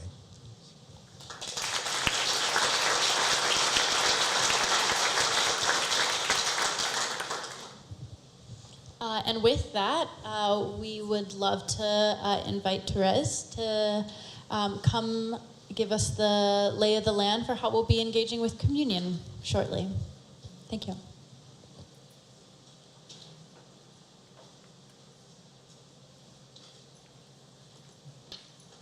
Thank you. I will invite the servers to come forward as well while I'm speaking. So those who are serving. So we continue in a spirit of thanksgiving with communion. We offer an open invitation to anyone, Christian or not, if it is according to your comfort and your tradition to choose to receive or to not receive communion. We invite those who are at home, again, according to your tradition and your comfort, if you wish to partake, to get your juice and bread ready. We invite parents to decide, again, according to your comfort and tradition, whether to have your children partake of communion. They are welcome if you wish. And the elements of communion are strawberry juice and scone in Six Nations, from Six Nations, and it includes a gluten-free scone option. The gluten-free bread, or scone, actually has been made in a celiac-friendly way, and that will be over in this station to my right. There will be a station in each of the four corners of the room, and so you can select which one you wish to go to.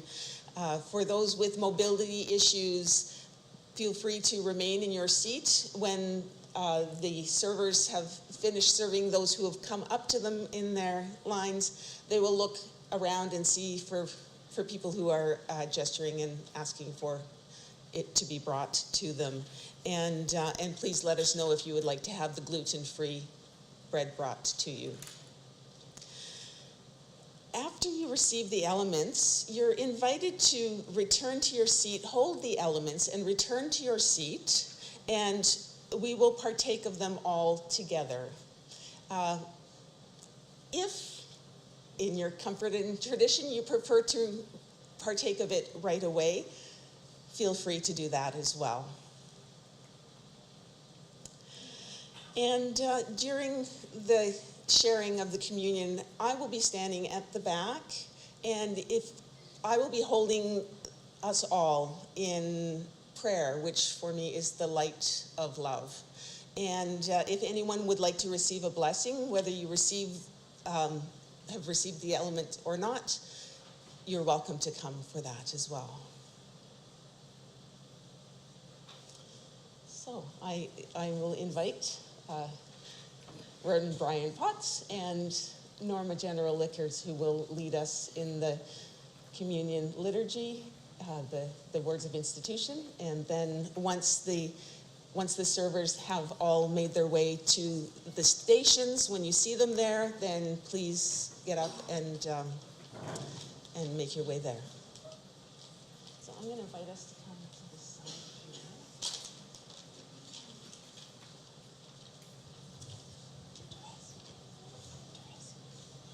Oh. Microphone. Would you like me to hold the microphone for you? No, or do you want to hold it yourself? I can. Sego kwego dio justice say lati yungus got nikahaga anawali waganida loda. And I'll be reading from 1 Corinthians chapter 11 verses 23 to 26. For I received from the Lord what I also passed on to you. The Lord Jesus, on the night he was betrayed, took bread, and when he had given thanks, he broke it and said, "This is my body, which is for you. Do this in remembrance of me." In the same way, after supper, he took the cup, saying, "This cup is the new covenant in my blood. Do this whenever you drink it in remembrance of me. For whenever you eat this bread and drink this cup, you proclaim the Lord's death until he comes." Donito.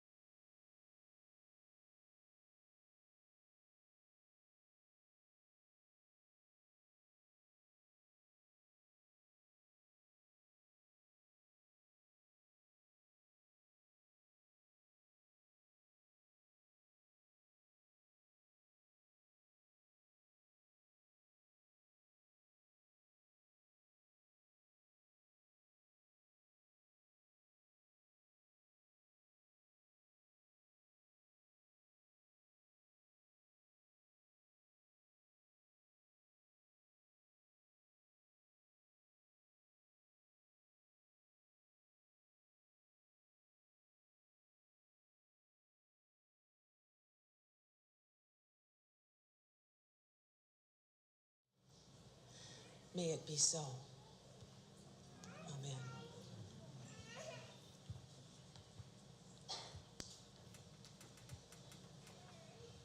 Amen. Thank you. When we first even thought about this idea, we knew that we wanted to speak about this, the spiritual covenant, which is all about relationship.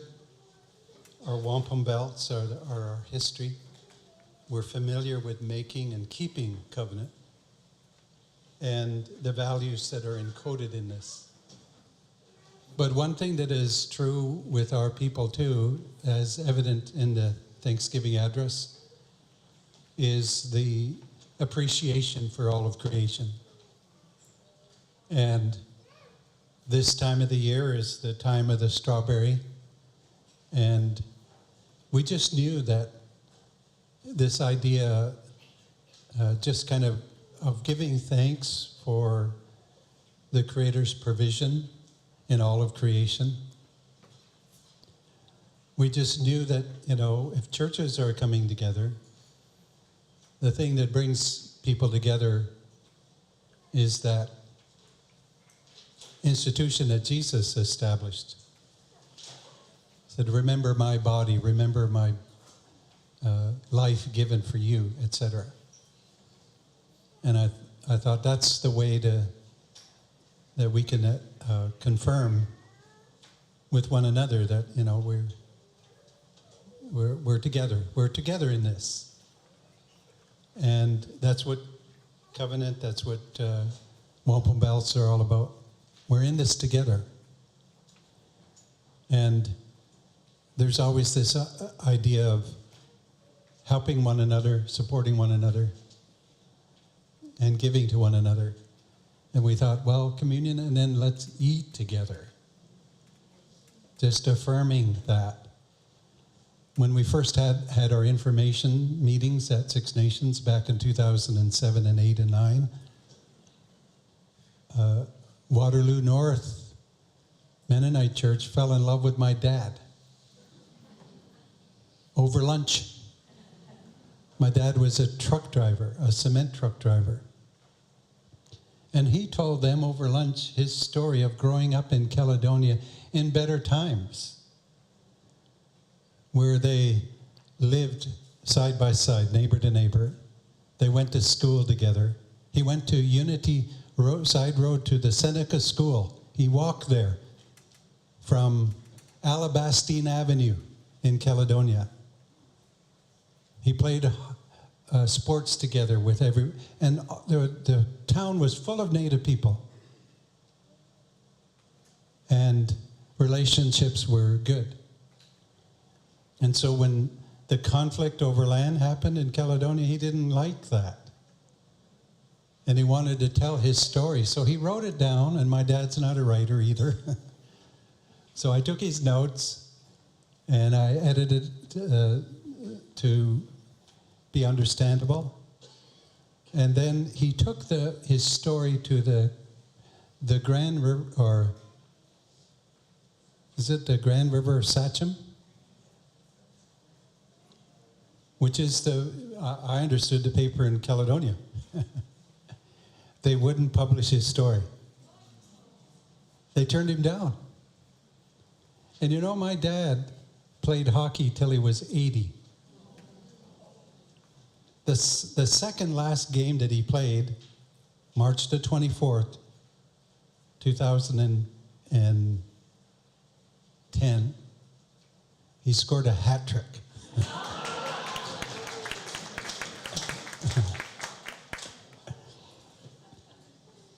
I know that date because the next date was the last day of hockey, because they took out the ice on March 31st. And the next time he played was March 31st. And they asked him then, my dad was 80 at the time, well, Norm, are you going to join us for September 1st September when the ice goes in and play with us again? And for the first time, my dad hesitated. He just kind of looked up. He says, we'll see. Well, he passed away day before Father's Day of that same year. But that story that my dad was telling to the people that came to our church there, and it's just down Chiefswood Road there, across from the cigarette factory. We had had an information meeting there, and we ate lunch together. And they said, would you come to Waterloo North 50s plus group and tell your story? So at 80 years old, I took my dad for his first speaking engagement. That's what this is all about. There's Indigenous people scattered throughout here. And you know, it's getting to know people and learning their story, listening to their story, telling your story. So, you know, so I look around the room, and a few years ago there was a room full of strangers, many strangers. But I look around the room now and I says, oh, you've been here before, you've been here. Oh, you're from another part of the country, etc. And there's, you know, you heard the invitation from Rick. Come back. The people that are in the Knowledge Center want to talk to you, want to tell you what's there. I told them, though, I says, now, be free and be sure that you tell them, don't touch that. But they were really gracious. They didn't kind of take my advice in that. But come back to the res. Come back to the Mohawk Institute. Take the tour there. Visit the people. Come back for the powwow. Dance a little. We're going to dance after lunch. So don't run away. But we just wanted to say a little bit about this idea of the spiritual covenant with churches. This is an idea that originated here in the Calderman tract, but you want to advance the... No, I'll do this one. So this can really apply anywhere in Canada. Doesn't matter. We're not trying to make everybody just give to Six Nations. Although that'd be okay too. But the idea is demonstrate to the people of Six Nations that it's not just talk, that there's something that you want to do in terms of not only the finances, but the relationship. So we encourage, Eucharist to connect with the Hamilton Indigenous communities. Winnipeg, there's 3 churches there that already give to the Indigenous communities there. So build that relationship. Maybe you can't come to Six Nations, maybe you're close to Rama, or Chippewas of Nawash, or Saugeen, or some other community. And just go have coffee and begin a dialogue.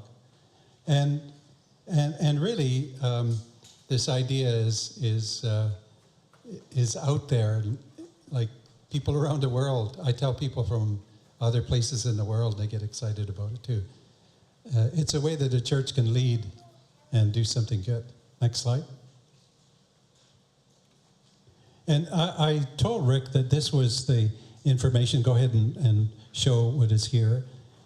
This is from their website. And I think the e-transfer might be the same. The link may be a little bit different, but you can ongoingly give to the place here as well. And like I said, come back, visit, etc. Next slide.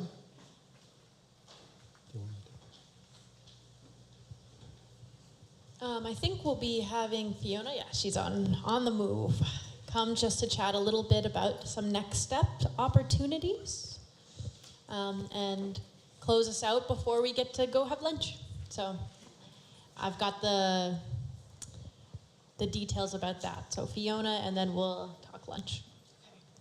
Hi everyone, my name is Fiona Lee. I am from Mennonite Central Committee, MCC, one of the organizations that is part of the planning team for this event. Some of you may be wondering, after hearing about how the spiritual covenant started and the church is sharing, what would be some next steps for you individually and for your church? And we know that not every church is ready to commit and write a check tomorrow, but there are a lot of things that you can be doing in between as you make decisions. And as Adrian has mentioned, this is a journey. And so we've prepared some next steps on a handout that is on your table. Feel free to take it home or take a picture. And I'll quickly go through some of the suggestions that we have for you. And we've heard this morning 2 of the learning series that we have offered after Strawberry Thanksgiving each year. The first one is called Hearts Exchanged, developed by CRC. There's more information on your tables as well, but essentially it's a foundational learning series about how do we engage with Indigenous people and communities as a Christian with a posture to decolonize our faith. And it's an 8-month-long learning series. There's online materials that you will be doing in your own time, and then as a cohort, we come together every month for 2 hours to discuss that. So whoever will be joining after today will form an ecumenical cohort that meets online together. There's time commitment for it, but it's really worth it from all the participants that have taken part. So there is a link to register that is on your handout. You can start registering now, and we'll notify you when it starts in the fall. If you've taken Hearts Exchange or your church has a group looking at reconciliation or repair work, we also have a series called Organizing for Repair that is based on the teachings of Sarah Augustine, the founder of the Coalition to Dismantle the Doctrine of Discovery. It offers practical strategies about organizing collectively for repair with Indigenous communities. And we've been doing that online last year, but this year we're actually turning it to a hybrid format. We're going to kick it off with an in-person retreat for 1 day on October 3rd, Saturday, with Jonathan Neufeld from Mennonite Church Canada, and he's also the Associate Director for the Coalition, joining us. So we'll share more information about that, but if you're interested, this is something you can consider. And I think Tumsi mentioned, this was one of the trainings that helped them as they formed their group and discern about the spiritual covenant. Adrian and Dr. Rick Anderson has already offered the open invitation to come back and visit. And so MCC and another organization, Feather and Cross, which is also on the planning team, has brought people to Six Nations on a day tour. We did the Mohawk Institute tour at the Woodland Cultural Center in the morning, and then contrasting that colonial education with a visit here with the Indigenous Knowledge Center to look at how Six Nations is revitalizing their education and their languages. And a lot of participants have said it's very impactful as well. So consider booking a trip or organizing a trip. If you want to do it with us, you can contact us or Lana at Feather and Cross. And lastly, summer is powwow time. So look up the powwows that are happening around you. We already heard Namiras has their powwow today. If you're from Kitchener, there's actually a Strawberry Moon powwow happening tomorrow at Ken Sealing Museum. And Six Nations is having theirs at the end of July. There are a bunch happening. So there must be one around wherever you are. So bring a friend along, show up respectfully, support Indigenous vendors, and celebrate the cultures together. And lastly, there are a few ways to stay in touch. So if you are interested to know more about the Indigenous events and you haven't signed up, there's a newsletter called Living into Right Relations that a group of very dedicated volunteers put together all the events happening, mainly in Kitchener-Waterloo, but it also includes events in Hamilton and Six Nations every month. So you can sign up by emailing nancydykstra@gmail.com. It's all on your handout as well if you want to take a picture of that. CRC and Feather and Cross, which are part of the planning team, they offer a lot of learning opportunities and events as well. So feel free to go and check out their website to look up what's happening. And if you're interested in any of these next steps, I have my email on the handout as well. You can email me, or if you have any questions. Or if we go to the next slide, we also have a feedback form that we have put on your tables. If you would like to fill it up in person, you can do that. We also have the QR code up, so you can also do it on your phone. We would love to know how we can support you in your spiritual covenant journey. And also, if you're interested in any of the next steps that I just mentioned, you can also let us know on the form and give us your email so that we can contact you and give you the information about that. So with that, I just want to end with a sincere thank you to Adrian and Hannah for leading us today. Adrian, for your generosity and sharing your stories, and Hannah also for representing us on the other side of the Turo that you mentioned. And also thank you to Dr. Rick Anderson. I'm not sure if he's still around. Yeah, yes. Thank you so much for hosting us again this year. It's wonderful to be back. And so we have some gifts that we have prepared for you.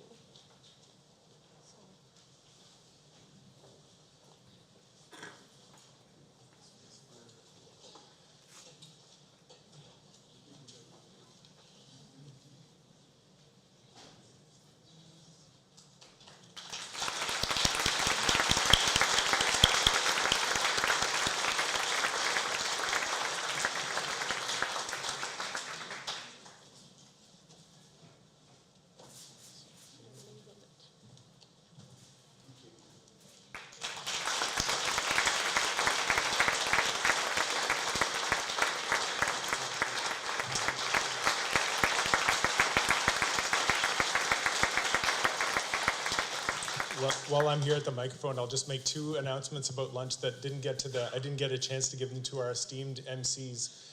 You heard all of the people who've spoken to the mic so far have told you who they are. We've got Cayuga Turtle Clan, we've got Tuscarora Eel Clan, we've got Irish, German, Lutheran.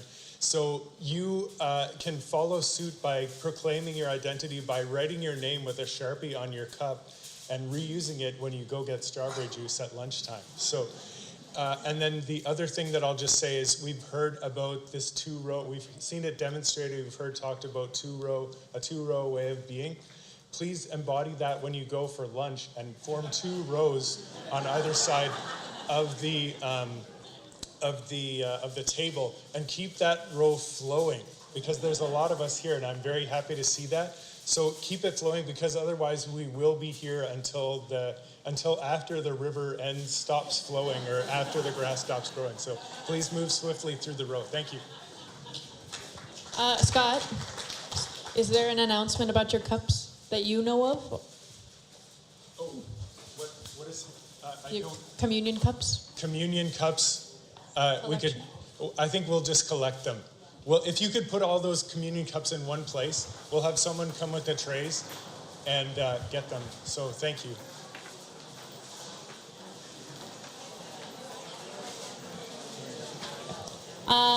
Sure. A couple last housekeeping events before we release you to the river, as Scott sort of made clear there. So there are composting bags at the back there. I think we've done our best to make sure as many items as possible are compostable.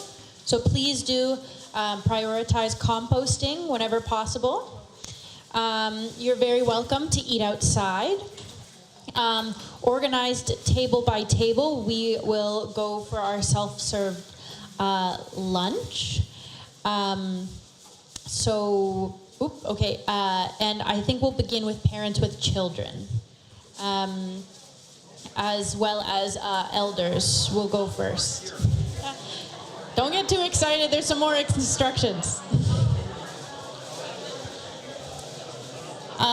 So your final instructions here before the chatter gets too loud.